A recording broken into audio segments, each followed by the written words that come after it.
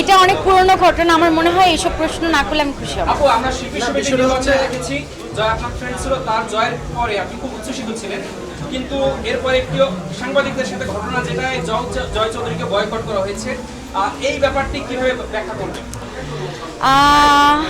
শিল্পী সমিতির যেই অনাকাঙ্ক্ষিত ঘটনাটা ঘটেছিল সেখানে আমি ছিলাম না, আমি এ ব্যাপারে কিছুই জানি না। কিন্তু জয় চৌধুরী আমার বন্ধু, আমি ওকে যতটুকু চিনি, আমার ক্যারিয়ারের প্রথম ছবি থেকে শুরু করে আমার প্রথম ছবি ওর সাথে করা হয়েছে। ও অনেক সভ্য একজন শিল্পী, আর ও মানুষকে অনেক রেসপেক্ট করে, প্লাস হচ্ছে সাংবাদিকদেরকে সে অনেক ভালোবাসে। আমি মানে একদম বিশ্বাসই করি না সে এরকম কোনো অন্যায় করেছে। আর আমি যে ফুটেজগুলো দেখেছিলাম, ফুটেজের মধ্যে দেখেছিলাম যে শিল্পীরা কেউ মারামারি করছে না, বাইরের মানুষজনই কিন্তু চেয়ার ভাঙচুর করছে, পিটাচ্ছে। প্রোডাকশনের লোক ছিল সেখানে, আরও অনেক বাইরের লোক ছিল। সো মারামারিটা করেছে অন্যজন, নাম পড়েছে শিল্পীর। শিল্পীরাও এখানে ছিল, অবশ্যই শিল্পীদের সম্মানে।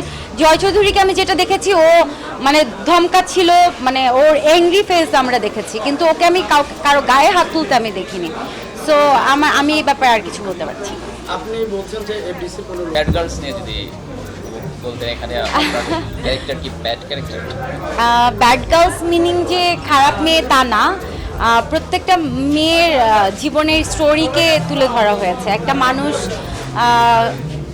কি বলে যে একটা মেয়ে যে লাইফে যে কত স্টোরি থাকে, কত স্ট্রাগল থাকে, এটাকে কেন্দ্র করে তুলে ধরা হয়েছে। এখানে অনেকগুলো নারীর চরিত্র আছে, তো এই জন্য আর কি এরকম নামকরণ করা হয়েছে। অবশ্যই কিছু না কিছু তো আছেই।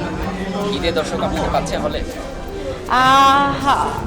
আমাদের আশা আছে যে ঈদে একটা ছবি আমাদের রিলিজ হবে, নদী জলে শাপলা ভাসে। তারপরেও তো ঈদে তুফান আসছে, তুফানের ঝড়ে আমরা থাকতে পারবো কিনা জানি না, সো চিন্তা ভাবনা চলছে। অনেকেই অনেক প্রশ্ন করে কি যে আপনি অনেক শুটিং করে